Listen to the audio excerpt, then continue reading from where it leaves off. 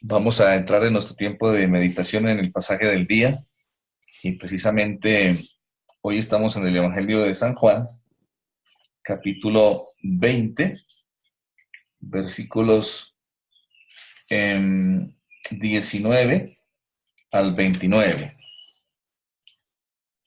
Juan 20, 19 al 29. Si por favor me ayudan, ¿quién quisiera hacer lectura del pasaje?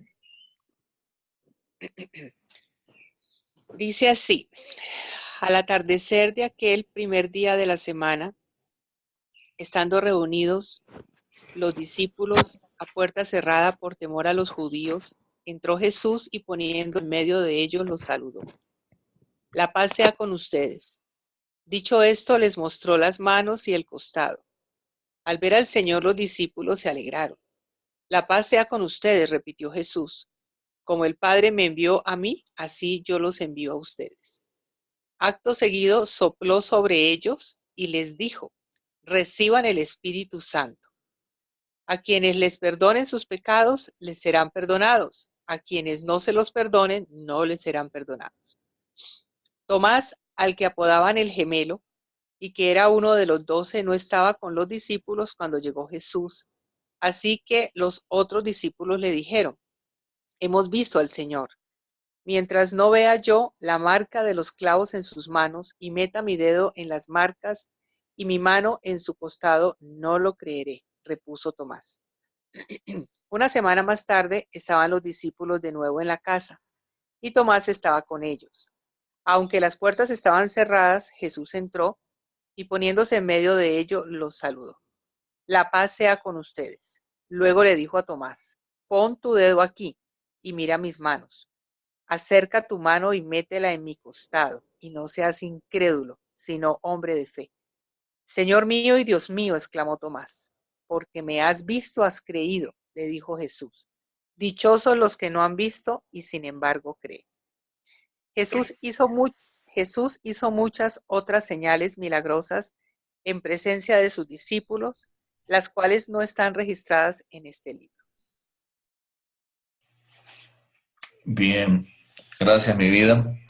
Bueno, es un texto precioso, es un relato maravilloso, extraordinario, el relato de este momento en el que el Señor viene, donde están los discípulos reunidos. Y lo primero que vamos a observar en el versículo 19 es que las puertas estaban cerradas. Literalmente quiere decir que estaban trancadas. El versículo dice que estaban con las puertas cerradas por miedo de los judíos. Así que no era digamos, una puerta cerrada como normalmente podemos tener una habitación o nuestra casa y que fácilmente alguien podría ingresar, sino que ellos estaban con las puertas trancadas por miedo de los judíos. Quiero que nos ubiquemos en el momento, en el contexto. Ellos estaban todavía con confusión, con todo esto que había ocurrido, tan impresionante de la semana de pasión, justamente, la muerte y la cruz, y estando allí encerrados con temor, con dudas en su corazón, con confusión, con tantas cosas, ocurre algo tremendo y es que el Señor se aparece, el Señor viene y se presenta en medio de ellos. Y lo hizo sin que las puertas fueran abiertas. Es algo que es una evidencia de que el Señor con su cuerpo glorificado, ese cuerpo glorificado, no está sujeto a las leyes naturales o las leyes materiales, como no lo van a estar nuestros cuerpos cuando ya seamos llevados a su presencia.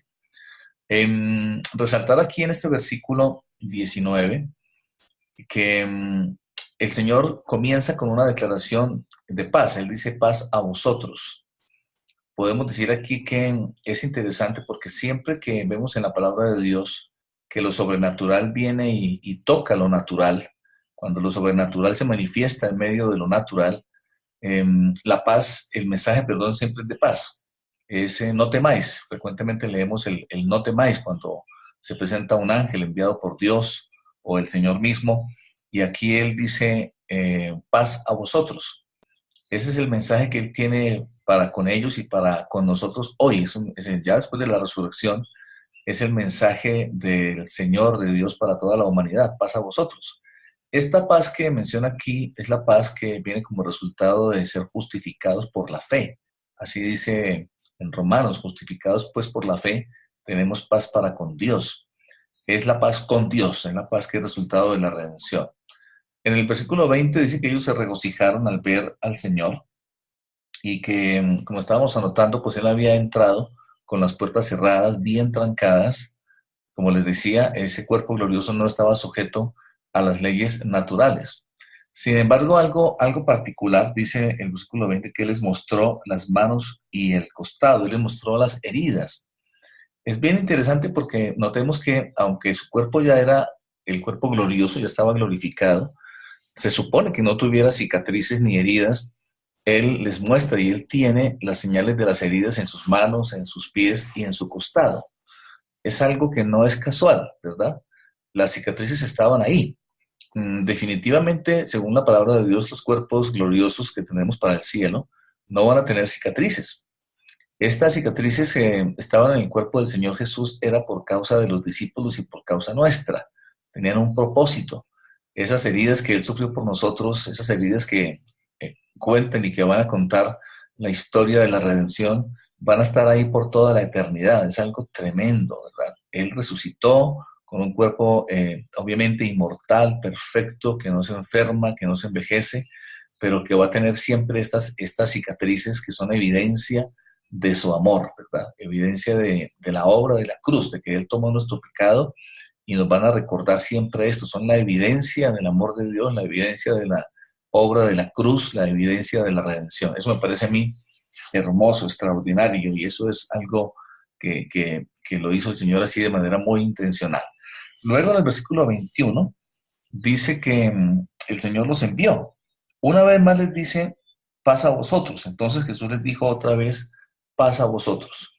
Es importante notar que es la segunda vez que les dice pasa a vosotros y no se trata simplemente de una repetición, sino de que aquí habla de otra paz, otro aspecto de la paz. El primero que notamos arriba, en el versículo 19, es la paz con Dios, la paz fruto de la redención, como les decía. Pero esta paz que menciona ya aquí en el versículo 21 es la paz de Dios, no paz con Dios, que es resultado de la reconciliación con Él, sino la paz de Dios. Dice en Mateo 11:28 el Señor, venid a mí, todos los que estáis trabajados y cargados, y yo os haré descansar. Ese descanso es el resultado de la redención, esa paz. Esta paz es la paz del remanso, del reposo, de los que estamos en comunión con Dios y al hacer su voluntad. También en Mateo 11:29 sigue diciendo, llevad mi yugo sobre vosotros y aprended de mí, que soy manso y humilde de corazón, y hallaréis descanso para vuestras almas. Habla de descanso, habla de paz. También en Juan 14:27 dice el Señor, la paz os dejo, mi paz os doy. Yo no os la doy como el mundo la da. No se turbe vuestro corazón, ni tenga miedo. Así que esta es otro aspecto de la paz. Uno de los resultados de la paz con Dios, de haber sido reconciliados con Él por la redención, es que ahora podemos experimentar la paz de Dios, que es la paz en el corazón, que es esa tranquilidad, esa fortaleza, ese remanso, ese descanso que nos da aún cuando estemos de pronto en medio de tribulaciones o dificultades o en medio de tormentas. También les dice aquí el Señor a los discípulos, como el Padre me envió, así también yo os envío a vosotros. Esto es bien importante, ¿verdad?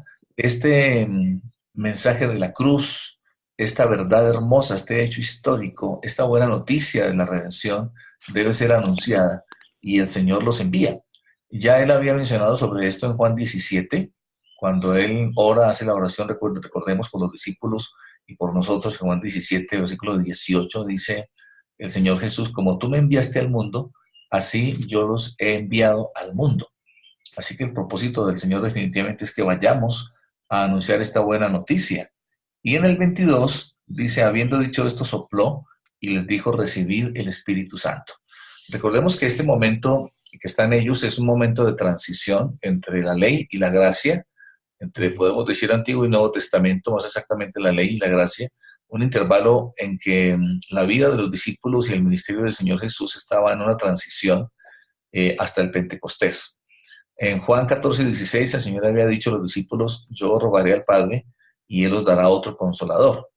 Así que cuando Él dice aquí, recibid el Espíritu Santo, es porque en ese momento fueron realmente regenerados. Como hoy lo somos nosotros, cada persona al recibir a Cristo, al nacer de nuevo, ocurre la regeneración y recibimos el Espíritu Santo. En Pentecostés fueron más también investidos con poder y fue el derramamiento corporativo, es decir, sobre el cuerpo de Cristo, sobre la iglesia del Espíritu Santo. Cabe notar también que esta expresión sopló, ya estaba una vez, esta es la segunda vez que aparece primero en Génesis, cuando el Señor sopló aliento de vida en la nariz de Adán y él vivió, fue un ser viviente. Aquí el Señor sopla vida eterna en los discípulos. Y repito, en Pentecostés entonces fue el derramamiento sobre la iglesia corporativo y desde ese momento el Espíritu Santo está sobre el mundo, en la iglesia y mora en cada creyente cuando cada uno nacemos de nuevo. Luego habla de que entonces el 23, a quienes remitiereis los pecados les son remitidos y a quienes se los retuviereis les son remitidos. Remitidos. Aquí no está transfiriéndoles a los discípulos o a nosotros un atributo que es exclusivo de Él. Solo Dios perdona pecados. Lo que aquí está mandándoles es a que ellos proclamen el perdón de los pecados. Y hoy nosotros proclamamos el perdón de los pecados. En ninguna parte del libro de los Hechos, si miramos, ni en las epístolas, encontramos a uno de los apóstoles o a un creyente remitiendo pecados a alguien. Lo que le vemos es proclamando el perdón de los pecados. Entonces, el perdón de los pecados, insisto, es algo que solo corresponde a Dios y solamente ocurre por la sangre de Jesús. El mismo Señor no perdona pecados de manera arbitraria. Él otorga el perdón como resultado de la obra de la cruz, como resultado de la sangre de Jesús en la cruz. Entonces, Dios perdona los pecados cuando alguien cree en Cristo y acepta el perdón, y nosotros remitimos los pecados cuando proclamamos el Evangelio. Por eso es una responsabilidad que tenemos. Si no proclamamos el Evangelio, no estamos cumpliendo esta tarea, esta función que nos dio el Señor. La otra parte del pasaje de hoy es cuando Tomás entró, dice que él no estaba, versículo 24, Tomás llamado Dídimo no estaba cuando el Señor vino, y los discípulos, los demás discípulos le contaron, versículo 25, le dijeron pues los otros discípulos, al Señor hemos visto, y él pues no creyó en ese momento, ¿verdad? De hecho, él les dijo en el 25, si no viere en sus manos la señal de los clavos y metiere mi dedo en el lugar de los clavos y metiere mi mano en su costado, no creeré. Tomás no quería solamente ver para creer, sino que quería tocar, quería palpar. Tenemos que entender que la fe no puede ser así. La fe no es el resultado de lo que vemos. Dice que es la certeza de lo que se espera y la convicción de lo que no se ve. Así que la actitud de Tomás no es buena. El Señor, una semana después, dice el versículo 26 en adelante, cuando volvió a aparecer una vez más, estando las puertas cerradas, él entró. Y estando Tomás, directamente le habló a Tomás, diciéndole, pon aquí tu dedo y mira mis manos, y acerca tu mano y métela en mi costado, y no seas incrédulo, sino creyente. El Señor declara expresamente que pues Tomás tuvo una actitud de incredulidad que no fue grata al Señor.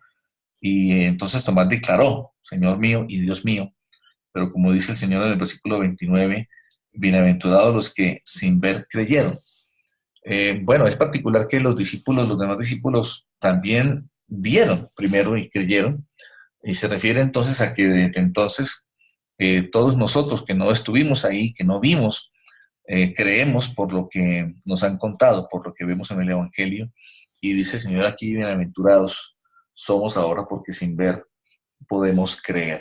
Entonces es algo extraordinario realmente este mensaje del día de hoy, el mensaje de la resurrección, el mensaje del Señor Jesús en su cuerpo glorioso y la paz con Dios y la paz de Dios como un resultado de esa resurrección y de esa reconciliación con Dios, y que hoy nosotros estamos llamados a ir a proclamar, a anunciar esta buena noticia y este hecho extraordinario.